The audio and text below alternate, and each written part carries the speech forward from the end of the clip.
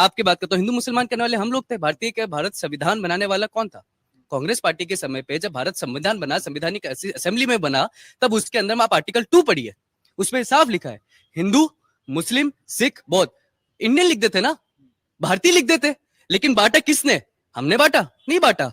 उसके संविधान की जो धारा बनाई गई आर्टिकल अनुच्छेद 2 के अंदर में, उसमें बांटा गया। और अगर आज सिटीजनशिप अमेंडमेंट एक्ट की बात करते हैं, आज ज्ञानवापी मंदिर की बात करते हैं, प्लेसेस ऑफ वर्शिप एक्ट कौन लाया? Bharatiya Janata party lie. Places of worship act तो कांग्रेस सरकार लाई थी। वक्फ एक्ट कौन लाया? भारतीय जनता पार्टी लाई। वक्फ एक्ट तो ये लाए थे। वक्फ एक्ट क्या है? आज भारत के अंदर में सरकार से ज्यादा प्रॉपर्टी अगर रेलवे के बाद है तो वक्फ क्या है? जाइए कब्जा करिए, वक्फ अपनी प्रॉपर्टी क्लेम कर लेगा, लड़ते रहिए। हिंदू ने अगर आज बात करी है तो लगातार माननीय न्यायालय के समक्ष जाके अपने फैसलों और अधिकार की बात करिए, उसको अशोभनीय और अंधनीति कह देते हैं। अब राम मंदिर की बात करेंगे, 500 वर्ष का इतिहास रहा है राम मंदिर का। निहत्थे कार से वो पे गोली चलाई, भारतीय जनता पार्टी ने चलाई थी। किसने चलाई थी? उस समय सरकार कौन थी? मैं सवाल करता हूं आपसे, प्लेस ऑफ वर्शिप एक्ट, मंदिर तोड़ के मस्जिद बनाने वाले लोगों को समर्थन करना, प्लेस ऑफ वर्शिप एक्ट ला दिया आपने। अगर आज हिंदू अपनी बात करता है तो अशोभनीय नहीं है, अशोभनीय है इनकी विचारधारा।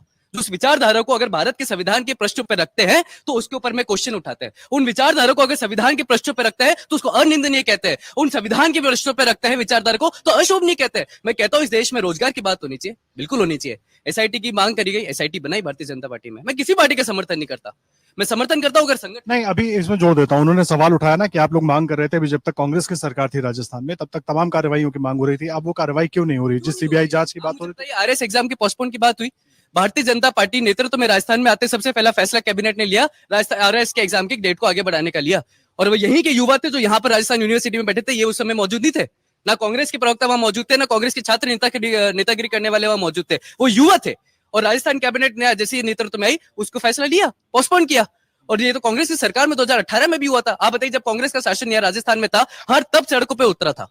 अधिवक्ता कानून के लिए हम लोग सड़कों पे उतरे थे, डॉक्टर सड़कों पे उतरे थे हेल्थ केयर के लिए। कौन सा तब था जो सड़कों पे नहीं उतरा था? अनुशंसा भर्ती के लिए सड़कों पे उतरा गया, जिसके लिए कहा आपने कि हम परमानेंट करेंगे, संविदा भर्ती को परमानेंट नहीं करा गया। तो कितनी चीजें, कम्युनल वायलेंस बिल आप लेके आए, धर्म की बात करते हो धर्म पे राजनीति आपने करी। आप जहांगीरपुर की दंगों की बात करते हो तो सबसे ज्यादा दंगे आपके राजनीति क्षेत्र में हुए, करौली दंगा हुआ, छपरा दंगा हुआ, और आज ही शोभा यात्रा पे चित्तौड़गढ़ के अंदर में पथराव हो गया। इंटेलिजेंस की बात करते हैं आप? किसकी बात करते हैं? जब एक समय खड़ा होने का समय था, जब राजस्थान को युवाओं की जरूरत थी और युवाओं को जब पार्टी की नेतृत्व की जरूरत थी, आज वो पार्टी जब नेतृत्व का काम कर रही है तो आप ये कह रहे हैं कि एक्शन कब लेंगे? जब एक्शन ले लिया गया तो आप बोल रहे हैं वो छूट जाएंगे। आपकी सरकार में तो वो छूटे भी नहीं और पकड़े भी नहीं गए थे साहब। आज एक पकड़ा तो क्या है, ऐसा ही भर्ती के अंदर में 18 जनों को अक्यूज को गिरफ्तार करा। कौन थे ये 18 जने? आपकी सरकार में तो नहीं हुआ। तो मेरा आक्षेप लगाना या कर्तव्य नहीं है, मेरा कर्तव्य जो हो रहा है उसकी प्रशंसा करना है। अगर आप ये वीडियो YouTube पर देख रहे हैं तो हमारे चैनल को सब्सक्राइब करें और बेल आइकन को दबाना ना भूलें। अगर आप Facebook पर ये वीडियो देख रहे हैं तो हमारे पेज को लाइक करें।